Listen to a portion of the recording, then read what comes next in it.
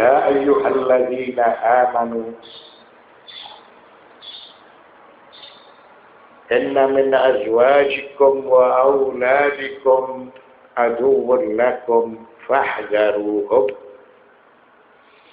Wahai orang-orang yang beriman, sesungguhnya di antara istri-istrimu dan anak-anakmu ada yang menjadi musuh bagimu, maka berhati-hatilah kamu terhadap mereka. Ja'a fi kutubit tafsir wal hadith anna qauman min Makkah aslamu wa aradu al-hijrata ila Rasulillah sallallahu alaihi wa alihi famana'ahum azwajuhum wa auladuhum fanazalat hadhihi al-ayah tuhadhdhirul mu'minina min ta'ati ba'd al-azwaji wal aulad. Maka dalam beberapa kitab-kitab tafsir, begitu juga suatu riwayat menjelaskan ayat 14 dari surat At-Taghabun fi qawlihi ya ayyuhalladzina amanu inna min azwajikum wa auladikum aduwwan lakum fahdharuhum. Itu hendak menceritakan suatu kaum dari Makkah. Kaum tersebut mereka beriman dengan ajakan Nabi Muhammad sallallahu alaihi wasallam dan masuk Islam.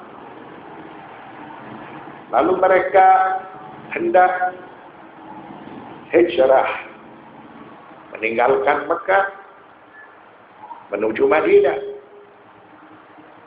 untuk menghampiri atau bertemu Rasulullah sallallahu alaihi wasallam. Famana'ahum azwajuhum wa auladuhum. Lalu istri dan anak-anak mereka menghalang-halangi supaya tidak melakukan hijrah, supaya tidak meninggalkan Makkah. Fanazalat hadhihi al-ayah. Lalu ayat 14 dari surat At-Taghabun diturunkan. Tuhadhdhirul mu'minina min ta'ati ba'd al-azwaji wal aulad. Ayat tersebut hendak memberikan nasihat kepada orang-orang yang beriman agar supaya mereka tidak larut bersama istri dan anak-anak mereka. Apabila mereka menghalang-halangi untuk melakukan suatu perbuatan yang diperintahkan oleh Allah Subhanahu wa taala agar supaya mereka itu tidak ditaati. Wa qulna aktsar min marrah inna sababan nuzul la yukhassisu dilalatan 'am wa innama huwa fardun min afrad. Dan kami telah menjelaskan berkali-kali ketika ayat itu diturunkan, ini tidak hanya dikhususkan kepada al-maulid,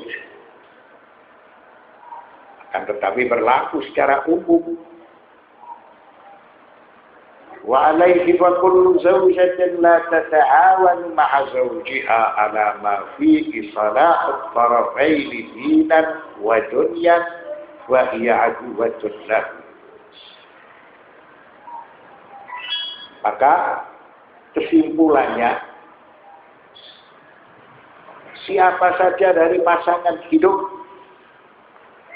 yang tidak bekerja sama untuk kebajikan kedua belah pihak dalam urusan agama dan dunia, wahya aduwwatun lahu, maka itu dikategorikan musuh Jadi setiap pasangan yang tidak bekerja sama untuk mewujudkan kebajikan bagi keduanya dalam urusan agama atau dalam urusan dunia, maka itu harus dikategorikan musuh.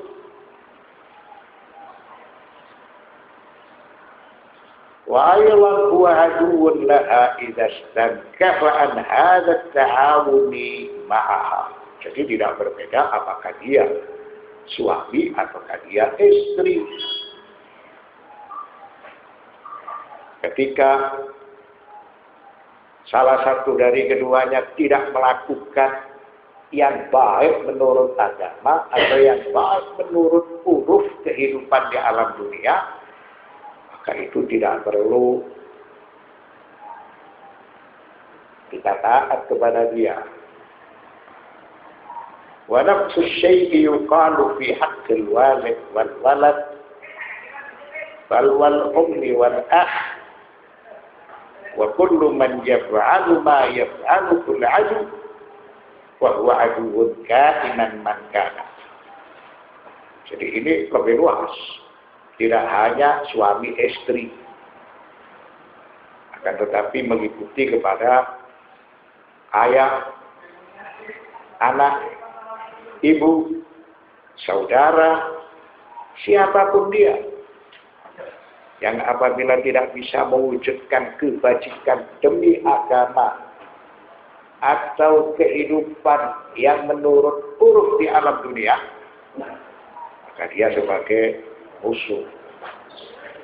Artinya kita tidak boleh taat kepada orang tersebut. Dicontohkan seperti masalah hijrah. Ketika mereka beriman masuk Islam, ingin meninggalkan Makkah, lalu hendak berhijrah ke Madinah, dihalang-halangi oleh istri-istri mereka, oleh anak-anak mereka. Maka ketika itu Al-Quran memberikan keterangan, penjelasan, pelajaran bahwa mereka adalah lalat, bahwa mereka adalah khusus. Maksudnya tidak boleh ditaat. Apakah hanya terbatas kepada masalah hijrah? Tidak. Berlaku kepada urusan agama serta berlaku dengan urusan dunia. Apabila pasangan hidup tidak bersinergi untuk mewujudkan kebajikan agama atau kebajikan dunia sebagaimana sesuai dengan uruf, maka dia tidak boleh ditaati. Tidak hanya terbatas kepada pasangan hidup umum, siapapun dia. Mungkin yang disebut al-walid, ayah, al-walad, anak, al-um, ibu, al-akh, saudara. Apabila mereka ini tidak bisa mewujudkan untuk kebaikan agama atau dunia, maka tidak harus mentaati kepada mereka atau mengikuti kepada mereka. Wa bihadhihi al-munasabah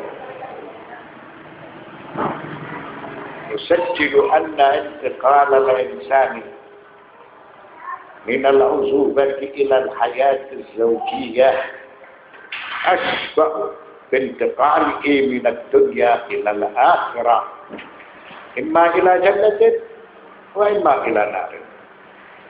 Maka di dalam masalah tersebut kami bisa memberikan suatu keterangan yang lebih luas bahwa ketika manusia yang menempuh kehidupan baru, dia berkeluarga dan dia beristri, maka itu sama. Dia ketika itu menentukan pilihan hidup untuk hari kemudian nanti. Boleh jadi setelah dia menempuh kehidupan baru, kan dimasukkan ke dalam surga. Atau sebaliknya, setelah dia menempuh kehidupan baru, dia akan dimasukkan ke dalam neraka. Wa bin aghlal ila al-jahim la ila al-na'im. Maka sudah menjadi fakta dan kenyataan setelah mereka menempuh kehidupan baru tidak semakin baik. Justru akan tenggelam ke dalam perbuatan yang dimurkai oleh Allah Subhanahu wa ta'ala. Kenapa seperti itu? Karena dia salah menentukan pilihan. Dia tidak memiliki keluarga as-sakinah al-mawaddah wal-rahmah. Sehingga dia gagal. Dia salah menentukan pilihan. Setelah dia berkeluarga, justru dia meninggalkan agamanya. Tidak mentaati agamanya. Sehingga dia tergolong dari orang-orang yang merugi. Sebab orang yang berkeluarga, ketika dia harus beristri dan memiliki anak, ini hijrah. Dia harus menentukan perjalanan dia nanti di hari kemudian. Apakah dia tergolong dari hamba yang sukses ataukah dia tergolong dari hamba yang merugi. Wa innal hayata fil 'asril hadir ma'a katsirin min az-zawjati wal aulad 'adzabun wa jahim. Hidup di masa kini ini sangat memerlukan perhatian khusus karena pengaruh yang telah diberikan oleh pihak orang-orang yang tidak beriman kepada mereka yang berkeluarga, ini bisa mengantar mereka kepada kehidupan yang merugi, kepada kehidupan yang tidak disenangi oleh Allah Subhanahu wa ta'ala, sehingga mereka meninggalkan agama. Falal walad yarallahu min walidihi illa bil khudu'i wat ta'ah wala zawjata tarallahu min zawjiha illa an takuna hiya ar-rajulu wa huwa al-mar'ah. Karena peradaban manusia sekarang ini, anak itu senang apabila bisa mengendalikan orang tuanya, dan pihak orang tua ini harus mengikuti aturan anak-anaknya. Wala zawjata tarallahu min zawjiha. Begitu juga istri, dia tidak senang kepada suaminya kecuali suami mengikuti hasrat-hasratnya atau kehendak-kehendaknya. Lain contoh adalah kehidupan orang-orang yang tidak beriman. Illa an takuna hiya ar-rajul wa huwa al-mar'ah. Sehingga pada suatu saat yang pantas menjadi laki-laki itu istri, dan yang pantas menjadi perempuan itu suami.